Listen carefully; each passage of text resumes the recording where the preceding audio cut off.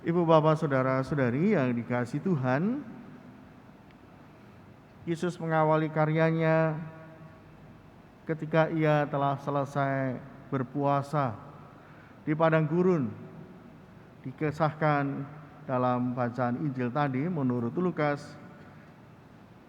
sesudah dicoba iblis di padang gurun dalam kuasa roh, kembalilah Yesus ke Galilea.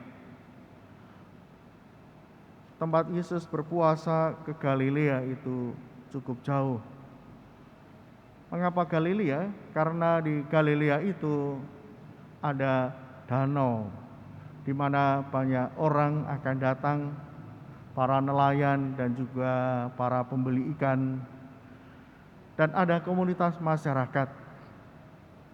Sehingga ketika Yesus mengawali tugas perutusannya, dia langsung mendatangi komunitas masyarakat di sana.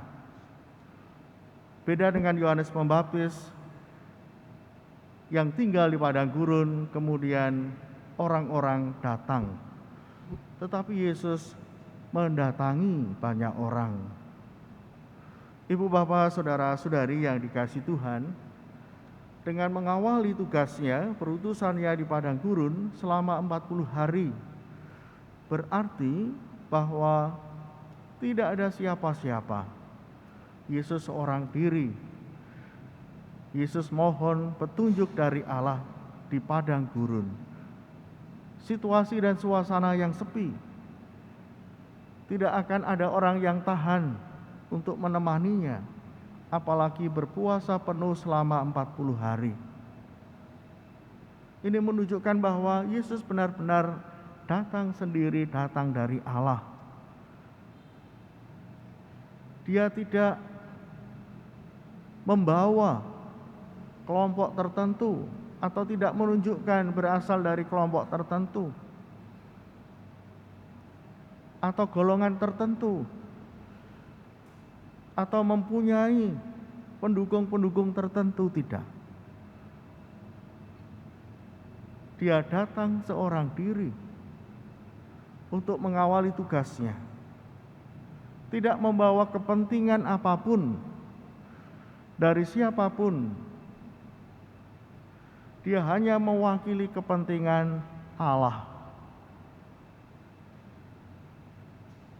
Dan ketika Yesus masuk ke sinagoga, di sana dia membaca firman Tuhan, dan yang dibuka adalah apa yang memang menjadi perutusannya. Roh Tuhan ada padaku, oleh sebab Ia telah mengurapi aku. Betul bahwa dia dituntun oleh Roh Allah sendiri dan diurapi oleh Allah untuk menyampaikan kabar baik kepada orang-orang miskin, untuk memberitakan pembebasan kepada orang-orang tawanan, penglihatan bagi orang-orang buta, membebaskan orang yang tertindas, untuk memberitahukan bahwa tahun rahmat Tuhan telah datang. Yang dibawa adalah kabar gembira, kabar keselamatan, pembebasan. Maka tugasnya bukan untuk mencari kekuasaan, bukan untuk mencari kesenangannya sendiri, untuk mewujudkan kepentingan kelompok tertentu, tetapi Yesus datang membawa kabar baik bagi orang-orang yang menderita, orang-orang yang sakit, orang-orang berdosa, semua orang yang memerlukan bantuan. Tuhan Yesus datang untuk mereka. Tidak ada kepentingan kelompok, golongan, apalagi untuk dirinya sendiri. Karena Tuhan Yesus datang dari padang gurun tidak membawa apa-apa. Bukan berarti dia datang tidak membawa apa-apa, lalu selanjutnya Tuhan Yesus mengumpulkan segala sesuatunya untuk dirinya sendiri. Tidak. Itu pun juga tidak. Dia melayani dengan setulus hati, malah menunjukkan pengorbanan untuk mereka yang dilayani. Bapak Ibu Saudara-saudari yang dikasihi Tuhan, ini merupakan sebuah spiritualitas, sebuah semangat pelayanan untuk kita semua. Bapak Ibu Saudara-saudari yang terpanggil untuk melayani, yang terpanggil untuk peduli kepada sesama, apalagi pelayanan dalam gereja. Inilah semangat yang dibawa Tuhan Yesus untuk kita semua dan kita lanjutkan. Tuhan Yesus ketika melayani tidak membawa kepentingan apapun dari siapapun. Dia melayani memang untuk memberikan dirinya, tidak mencari keuntungan. Ini refleksi untuk para pelayan. Kalau kita ingin melayani di dalam gereja, ingat bahwa pelayanan itu untuk orang lain, bukan untuk diri kita sendiri. Bukan untuk mendapatkan sesuatu dari orang lain yang kita layani. Bukan untuk mendapatkan sesuatu dari gereja, entah itu material, entah itu kedudukan, entah itu status, fasilitas, kemudahan, dan lain sebagainya. Pelayanan adalah untuk memberikan diri bagi sesama, terutama yang digarisbawahi oleh Tuhan Yesus adalah mereka yang sangat membutuhkan bantuan, mereka yang sudah menunggu uluran tangan kita, bahkan juga doa-doa kita, kabar baik dari kita, para pelayan.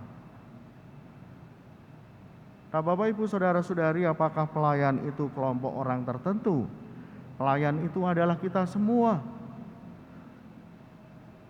Karena dengan menjadi anggota gereja, menjadi anak-anak Allah, kita diajak oleh Tuhan Yesus untuk menjadi pelayan bagi sesama.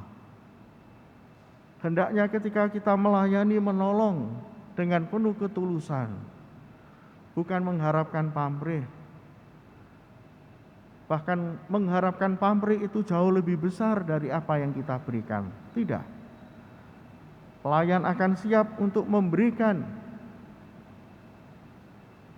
apa yang dibutuhkan. Tidak mendahulukan pamrihnya, tetapi semangat kerelaan untuk menolong satu sama lain.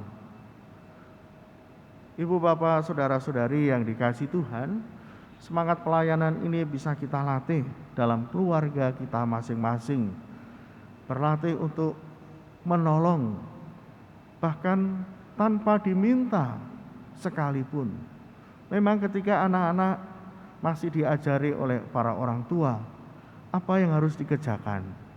Tapi dengan bertambahnya usia, kita harus memiliki kepekaan. Dan pelayanan itu memang dimulai dari keluarga.